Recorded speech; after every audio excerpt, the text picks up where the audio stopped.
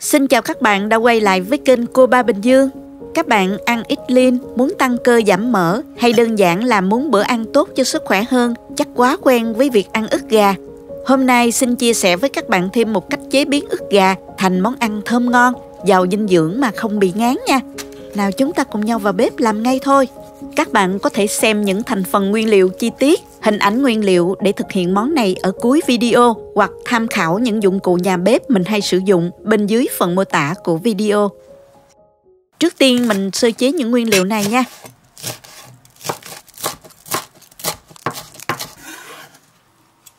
Mình dùng 10 gram nấm đông cô đã ngâm nở.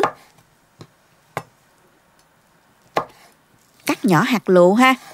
Các bạn sử dụng nấm tươi thì càng ngon hơn nha.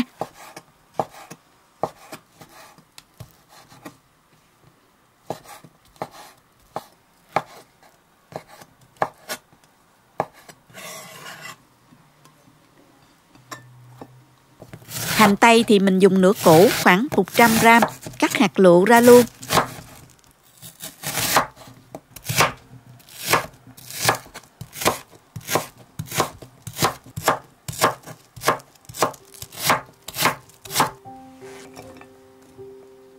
Hôm nay mình có 2 cái ức gà khoảng 700 gram. Ức gà này mình đã rửa sạch với muối và giấm. Sau đó để ráo nước hoặc thấm khô bằng khăn giấy bếp nha các bạn. Thường ức gà phi lê phần thịt ở giữa khá dày và khó thấm được gia vị, nên mình sẽ dùng dao rạch một đường ở giữa miếng thịt. Sau đó mình dùng dao nhọn xẻ khéo léo ở phía trong tạo thành một khoảng rỗng như thế này, sao cho phần thịt ở dưới không bị rách nha các bạn.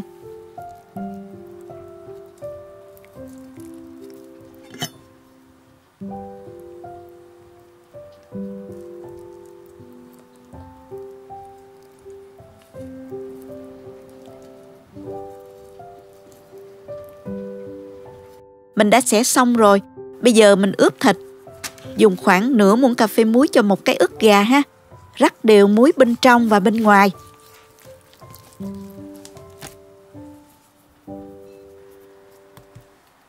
Làm tương tự với tiêu và bột ớt paprika luôn ha. Rắc đều cho muối phủ một lớp mỏng trên bề mặt thịt. Sau đó mình dùng tay massage nhẹ cho muối tan và các gia vị thấm đều vào thịt nha. Tiếp đó mình vo tròn một ít giấy bạc và nhét vào phần giữa của thịt để miếng thịt được định hình khi chiên.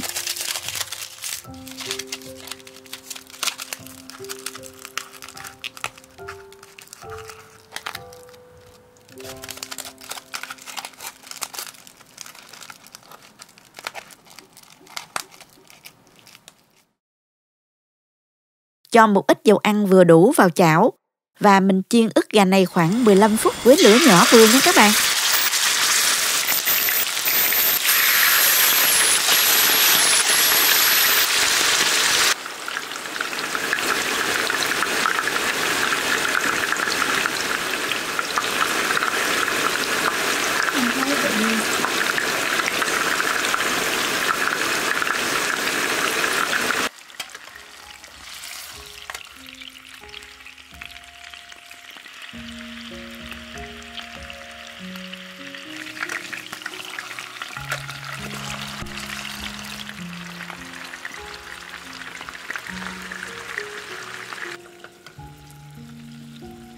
Cho đến khi nào các bạn thấy bề mặt của phần ức gà nó chuyển thành màu vàng nâu như thế này là được rồi nè.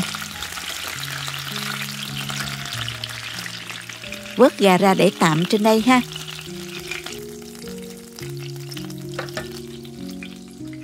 Và băm nhỏ một tép tỏi để lát nữa mình xào. Vẫn dùng lại cái chảo đó, bỏ bớt dầu nếu dư nha. Đợi dầu nóng thì mình tiếp tục cho tỏi vào phi thơm và cho hành tây và nấm vào xào chín.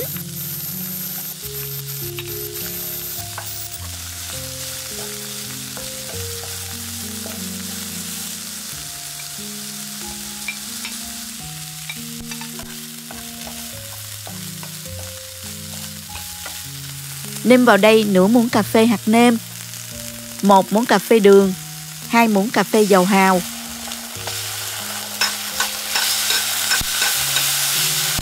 thêm 300 ml nước, một muỗng canh tương cà hoặc là tương ớt cho nước sốt sánh nhẹ ha. Mình xào khoảng 1 phút nữa cho hành tây và nấm chín mềm và gia vị tan hết thì mình tắt bếp luôn nha.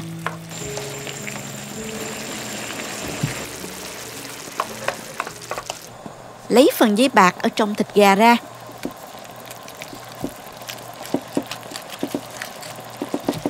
Bây giờ các bạn thấy ức gà định hình và như một ổ bánh mì rỗng ruột. Mình có thể chứa được sốt nấm và hành tây trong này. Mình chế nước sốt vào đây ha.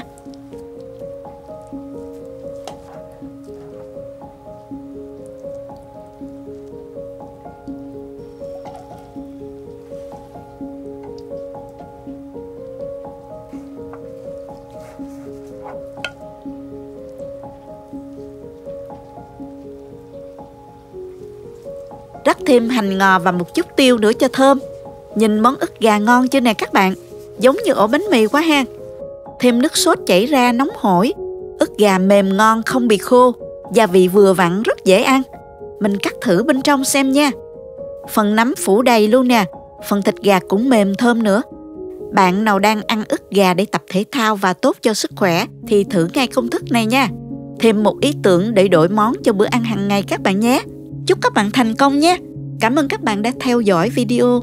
Nếu thích cách mình chia sẻ, nhớ gửi cho bạn bè cùng xem, bấm like và đăng ký kênh để xem nhiều món ăn mới của mình. Nếu thấy video thật sự hữu ích, bạn có thể gửi tặng ekip thực hiện một ly cà phê bằng nút Super 10 hình trái tim ngay bên dưới video. Các bạn cũng có thể truy cập website cobabinhdương.com để xem công thức nấu ăn dưới dạng bài viết. Chào tạm biệt và hẹn gặp lại các bạn trong video kỳ tới nha.